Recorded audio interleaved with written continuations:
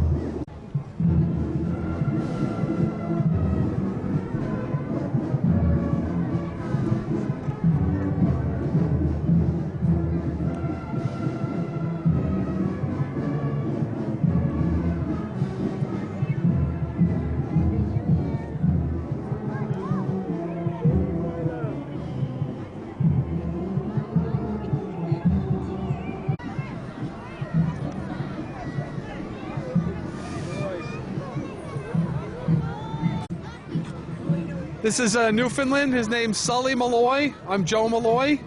He's a therapy dog. We use him at Cohen's Children's Medical Center, some nursing homes around. He's a great boy. He's 14 months old. He weighs 165 pounds.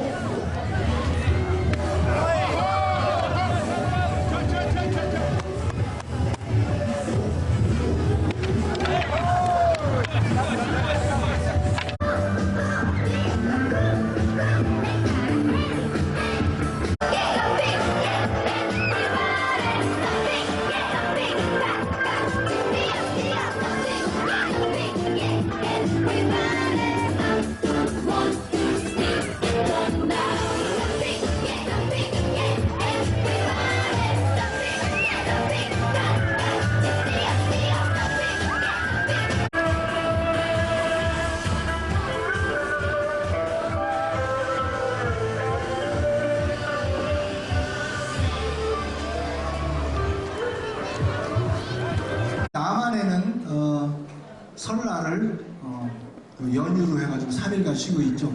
북한에도 마찬가지입니다. 북한에도 3일을 연휴로 쉽니다. 그래서 이렇게 보면은 남한과 북한은 여러 가지 동질성이 있어요. 설날이라든가 단군 신화들 똑같이 한다는 거, 한글, 태권도, 아리랑, 한가위, 강강수월래, 유교, 풍산계, 독도. 그리고 또 어떤 공통점이 있냐면요, 남한이나 북한이나 공이 일본을 지극히 싫어한다는 거, 뭐 이런 것들이 있습니다. 그러면 여러분, 어떻게 저희 나라가 분단이 됐고 그것을 제가 드린 통일은 대박이다라는 소책자를 보고서 잠시 살펴보도록 하겠습니다. 오늘 제가 이 소책자의 제목이 통일은 대박이다라는 제목인데, 이 제목은요, 1월 6일날 우리 박근혜 대통령께서 연두 기자회견에서 여러 기자들과 대화 중에 통일은 대박이다 이렇게 말씀하셨어요. 그 다음에 1월 22일날 스위스에서 다보스 포럼이 있는데 그곳에서 통일은 주변국까지도 대박이다. 그러면 여러분, 우리가 진짜 대박인지 알아보기 전에 왜 통일이 필요한가 전에 우리의 분단부터 잠깐 살펴보기로 하겠습니다. 보신 분들은 많이 미국과 소련이 남한과 북한을 38선으로 갈라서 군정을 시작했습니다. 그 군정을 시작하자마자 우리들이 1948년 3년 만에 군정을 마치고 남한에는 이승만 정권이, 북한에는 김일성 정권이 들어섰습니다. 그때 1950년 6월 25일 새벽 4시에 김일성은 그 소련제 탱크로 무장을 하고 괴뢰군을 이끌고 남한을 침공했습니다. 그래서 저희들은 3일 만에 서울을 빼앗기고 낙동강까지 밀리는 전세가 됐죠. 근데 최근에 어떤 사람들은 북치민이 남쪽에서 먼저 공격을 했는지 그런 얘기를 하는데, 그건 어이없다는 말씀을 드리고 싶은 게, 그들은 미리 준비했고 우리는 준비를 안 했기 때문에 3일 만에 서울을 빼앗겼어요. 그리고 낙동강까지 몰려갔다가 메가더 장군을 위시해서 우리가 인천 상륙작전을 펼치고 9월 28일 날 서울을 수복합니다. 그리고 압록강까지 몰고 올라갔는데, 그때 압록강에서 그 중공군, 중국 인민해방군, 그리고 저희들 중공군이라고 하고, 그들이 인해 전술로 인해서 다시 서울을 1월 4일 날, 51년 1월 4일 날 서울을 빼앗깁니다. 그리고 다시 3월 15일 날 서울을 재탈환하고 소모전을 3년여 지난 다음에 군사 분계선이 생깁니다. 그때가 1953년 7월 17일 군사 분계선이 생김으로써 우리나라가 분단이 된 겁니다. 분단이 된 이후에 지금까지 세계에서 유일하게 남아있는 분단 국가로 살고 있습니다. 그러면은 여러분, 이런 분단 국가가 과연 통일이 올까요? 예, 여기에서 우리 이명박 대통령은 통일은 도둑처럼 온다, 이렇게 표현을 했고, 우리 박근혜 대통령께서는 통일은 눈사태처럼 온다 이렇게 말씀하셨습니다. 그 얘기는 저희들이 언제 통일이 올지 모른다는 그런 말씀이죠. 그렇다면은 최근에 한반도 주변 정세를 잠시 살펴보겠습니다. 우리 대한민국에서는 최초로 대통령이 국정 4대 기조 중에 평화통일 기반 구축이라는 거를 하나로 삼았습니다. 이거는 최초의 이런 걸 국정 기조로 삼은 최초의 대통령이기도 하고요. 그럼으로써 북한을 비핵화시키고 그 다음에 대북 인도 지원을 강화하고 주변국의 통일 공감대를 형성해서 우리가 통일을 해나가겠다.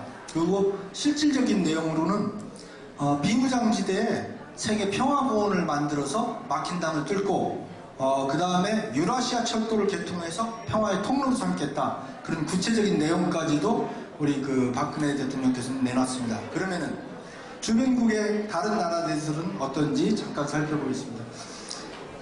오바마 대통령은 2009년 한미 정상회담에서 한미 동맹을 위한 공동 비전에서 이런 발표를 했습니다. 우리는 자유민주주의와 시장경제에 입각한 평화통일을 지지한다. 그 다음에 2012년에 방한 시에는 외대에서 강의 중에 이런 말씀을 했습니다. 한국은 확실히 통일이 된다. 그 다음에 2013년 5월에 한미동맹 60주년 기념에서도 그 얘기를 다시 한번 반복합니다. 최근에 이런 정세를 볼 때 지난주에 존 켈리 미 국무장관께서는 2주 후에 중국에 가서 한반도의 통일을 논의하겠다. 지금 미국에서 중국과 한반도 통일에 대해서 논의하겠다는 말씀입니다. 이런 주변국들이 지금 통일이 공감대가 형성되고 가고 있는 증거이기도 합니다. 그렇다면 중국으로 가면은 중국의 시진핑 주석은 어떤가 보면은요, 시진핑 주석 같은 경우에는 박근혜 대통령한테 생일 편지를 보냈어요. 이것은 외국의 국가 원수에게 생일 편지는 60살 뭐 이런 특별한 때는 보내지만 그렇지 않은 경우에는 이게 보통 호의의 손짓이라고 볼 수가 없습니다. 이거 굉장히 호의를 보이는 것이고, 그 다음에 최근에 중국 사회과학원 발표에 의하면은 중국은 북한을 포기할 수 있다. 그 다음에 중국이 보는 견지에서 북한은 한국의 전쟁을 도발할 수 없다. 핵을 제외한 경제력과 군사력에서 남한의 상대가 되지 않기 때문에 절대 그런 일은 없다. 그리고 이분들 역시 평화적 통일을 원하고 있습니다. 그러면은 아베 일본 총리는 어떻습니까? 계속적인 망언과, 북한에서는 아베를 보고 이런 얘기를 했어요. 저는 히틀러와 똑같다. 그 얘기는 무슨 얘기냐면 아베가 이런 망발과 이런 도발을 해올 때 저희들에게는 참 유리합니다. 왜냐면은 주변국들이 우리와 뜻을 같이 할 수 있어요. 그래서 이것 또한 통일이 무르익어 가는 징조가 아닌가 생각하고, 우리가 주변국 중에 러시아 하나 남았습니다. 푸틴 러시아 대통령은 KGB 출신의 아주 강력한 대통령입니다. 이 양반은 대통령을 2번 하고 자기 마음대로, 그 다음에 총리 1번 하고 다시 대통령이 됐어요. 이런 강력한 지도자가 한국을 어떻게 보느냐, 이분은 중국과의 관계 때문에 남한이 북한을 흡수 통일하기를 바라요. 그리고 이분들이 장담하는 거는 2020년에는 무조건 통일이 된다. 러시아에서는 그렇게 보고 있습니다. 그래서 이런 상황과, 그 다음에 최근 인도네시아에서 있었던 그 오펙 회의에서는 러시아에서 그런 푸틴 대통령이 이런 얘기를 했습니다. 지금 북한을 관통해서 가스관을 심어서 천연가스를 한국으로 사올 것이 아니라 아예 동해에다 해저관을 묻어서 갑시다. 이런 식으로 우리와 적극적으로 경제 협력을 원하고 있습니다. 이런 것들을 볼 때 통일이 그리 멀지 않구나 하는 저희들이 그런 상황을 느낄 수가 있습니다. 그러면은 남한과 북한에 약간 비교를 해보면은 사실 너무 상대가 되질 않아요. GDP 같은 경우는 북한은 남한의 40분의 1 수준에 머무르고 있습니다. 그 다음에 한국은 세계적으로 지금 좋은 위치에 있는 게 뭐냐면 5천만 이상이 2만 불 이상 국민소득을 갖고 있는 나라는 7나라밖에 없어요. 저희들이 지금 현재 그런 위치에 있고, 무역에서 보면은 우리나라는 3년 동안 1조 불을 넘어선 무역 액수가 있습니다. 이런 걸로 볼 때 도저히 비교가 안 되고, 중국은 겨우 80억 불, 그것도 장성택이 이걸 다 주도했었습니다. 중국은 지금 북한은 어찌할 바를 지금 모르고 있는 상황이죠. 이런 거 이외에도 남북한은 비교가 안 되는 게, 스포츠 면에서도 보면은 우리나라는 글램슬램을 달성한, 그러니까 올림픽, 월드컵, 세계 육상 선수권 대회, 그 다음에 앞으로 평창 동계올림픽으로 해서 그랜슬램을 달성한 나라가 되었습니다. 이런 걸로 볼 때 저희들과 북한의 차이는 지금 엄청나죠. 하지만 이런 차이가 사실 언제부터, 우리 어릴 때 배울 때는 북한이 굉장히 못 산다고 그랬는데 70년대 중반까지는 북한이 더 잘 살았습니다. 그 이유는 일제시대 때 그 공장이나 이런 거를 대륙의 침략을 위해서 북한에 많이 세웠던 거예요. 그렇기 때문에 저희들이 이 경제력으로 따라잡은 거는 70년대 중반. 근데 현재는 가히 서로 비교할 수 없는 그런 상황이 있는 거죠. 그렇다면은 왜 통일을 해야 되는지, 첫째는 민족사적으로 볼 때 저희들이 원한 그 분단이 아니었습니다. 처음에 분단될 때 외세에 의해서 분단이 됐습니다. 그렇기 때문에 우리가 통일을 해야 되고, 그 다음에 정치 안보 면에서 보면은 동북아의 거점입니다. 꼭 통일이 되어서 세계적인 평화와 발전을 위해서는 꼭 필요한 것이고, 그 다음에 사회 경제적인 면에서 봤을 때는 1천만 이상 가족이 있습니다. 그 다음에 최근에 있었던 장성택, 또 일가, 그러니까 본인뿐이 아닌 그 일가까지 다 처형하는 이런 그 인도적인 차원에서 꼭 통일이 돼야 되는 그런 상황에 있습니다. 그런데 북한이 지금까지 어떻게 해왔습니까? 북한과 한국은 노력한 적이 있죠. 1968년 1.2.1 사태 때 김신조가 청와대 뒷선까지 넘어왔죠. 그렇지만은 1972년에 남과 북은 처음으로 통일에 대해서 대화를 하기 시작했습니다. 1972년 박정희 대통령은 이우락 중앙정보부장을 북한에 보내가지고 7.4 남북 공동 성명을 하기에 이릅니다. 7.4 남북 공동 성명은 서로 비방을 중리하고 자주적인 평화의 노력을 기울이기로 한 내용이었습니다.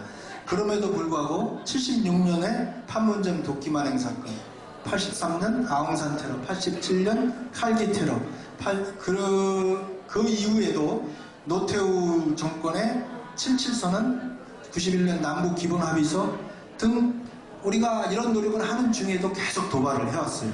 그랬다가 2000년에 김대중 대통령께서 북한을 방문하고 6.15 공동선언을 합니다. 이때 김정일과 김대중의 정상회담으로 좋은 결과를 낸 게 6.15 공동선언이고, 2000년도에 이런 일이 있으면 2001년도에 김대중 대통령이 이런 발표를 합니다. 한반도에는 앞으로 전쟁이 없다. 그런 장담을 했지만은, 그런 중에도 북에서는 2002년도 월드컵 폐막식 날 고의적으로 연평도 2차 해전을 일으키고, 그 다음에 그 이후에도 박광장치 사건, 2010년 3월 천안함 사건, 11월 연평도 포격 등, 그 외에도 우리가 육자회담을 하는 중에도 이 사람들은 계속 도발을 해왔어요. 그렇기 때문에 생겨난 것이, 여러분 책자에 보면은 6번 한반도 신뢰 프로세스가 탄생한 겁니다. 여러분, 한반도 신뢰 프로세스라는 이것이 무엇이냐? 한마디로 간단하게 말씀드리면 상식입니다. 상식. 북한이 이렇게 평화를 얘기하면서 도발을 계속하기 때문에 우리는 당신들이 잘 지켜주면은 그만큼 인도적인 지원도 많이 하고 경제협력을 할 것이다. 그렇지만 잘 지켜주지 않으면은 그거에 대한 대가가 없다. 이것이 한반도 신뢰 프로세스의 골자입니다. 그러니까 아주 상식선을 얘기하는 거죠. 그래서 북한이 핵이 없는 상태에서 만약에 그 협조를 잘하면은 저희들은 인도적인 차원에서 모든 것을 이북에 도와줄 겁니다. 왜 도와줘야 되냐면은 우리 통일이 된 이후에도 문제예요. 통일이 된 이후의 문제가 뭐냐면은 지금 북한의 어린이들은 한국 어린이들하고 비교해서 키가 15cm씩이나 차이 나요. 평균. 이거는 엄청난 문제입니다. 통일이 된 다음에도 우리나라 국력에도 관계가 되고 문제가 돼요. 그렇지만 이 키가 작은 것은 20년, 30년 잘 먹이고 세대가 지나가면은 다시 커질 수가 있습니다. 그런데 문제는 뭐냐면은 북한의 아이들이 IQ가 떨어져요. 우리 얼마나 뛰어난 민족입니까? 근데 북한에 사는 아이들은 IQ가 많이 떨어져요. 이 IQ는 왜 떨어지냐면은 어릴 때 못 먹어서. 우리 소금기 중에 요오드가 있는데 요오드가 부족해서 IQ가 떨어지는 거예요. IQ가 떨어지면 어떻게 했냐? 100년, 120년 지나야지만 조금 복구가 될 수 있답니다. 그렇기 때문에 저희들은 인도적인 차원에서 지원하는 것은 계속 해야 된다고 생각합니다. 그래서 북을 돕고 그런 영양설주에 걸리지 않고 이런 것들은 계속 하겠지만은 북에서 이를 잘 따라줄 때는 첫째로는 예를 들자면은 개성공단, 이산가족 상봉, 금강산 관광, 이게 첫 번째 단계입니다. 지금 이들이 따라오고 있어요. 근데 이것이 잘 진행되면은 이제 두 번째 단계로는 문화적 교류를 한다든가 스포츠 교류를 한다든가 세 번째 단계에 가서는 경제적인 협력이 될 겁니다. 기간 산업 인프라를 넣어주고 그 이후에 가서 차례차례 진행되는 통일의 단계는 조금 전문적인 면이 있기 때문에 제가 생략을 하겠습니다. 그러면은 과연 통일이 되면 우리한테 어떤 이점이 있고 통일의 효과는 무엇인가 여러분 잠시 살펴보겠습니다. 여기서 통일의 효과에서 우리 박근혜 대통령이 얘기했던 통일은 대박이다라는 말이 여기에 적용이 되는 것입니다. 첫째, 남한은 자본이 엄청납니다. 요즘에 뉴스를 보시면 알겠지만은 미국의 양적 완화 정책으로 잘못하면 약소국들은 IMF 같은 금융 위기가 올 수 있다고 합니다. 그렇다면은 대한민국은 어떤지? 대한민국은 현재 3,484억 불을 갖고 있는 세계에서 7번째로 달러를 많이 갖고 있는 나라입니다. 대한민국은 절대로 움직임이 없습니다. 이제 그런 자본을 갖고 있는 우리나라. 그 다음에 우리에는 그 미국 자본가들도 엄청나게 군침을 흘리고 있어요. 예를 들자면 짐 로저스라고 세계적인 투자자가 있습니다. 로저스 홀딩스의 회장인데 이 사람은 얘기하기를 남북한이 통일되면 나는 모든 전 재산을 털어서 대한민국에 투자를 한다. 왜? 이것이 대박이 날 수 있는 장소이기 때문에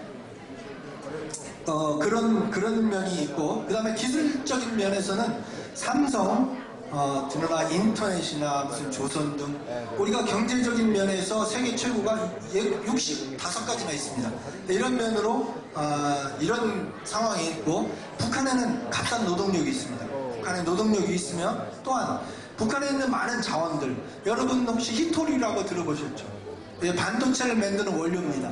중국에서 다 갖고 있어서 일본하고 뭐 조그만 문제가 생기면 중국에서 이걸 딱 스톱을 시키면은 일본에서 그냥 얼른 다시 아유 우리가 잘못했어 하는 식으로 해서 히토리를 받는데 그것이 북한 정주에 중국에 갖고 있는 것의 2배 세계의 3분의 2를 매장하고 있는 게 북한입니다.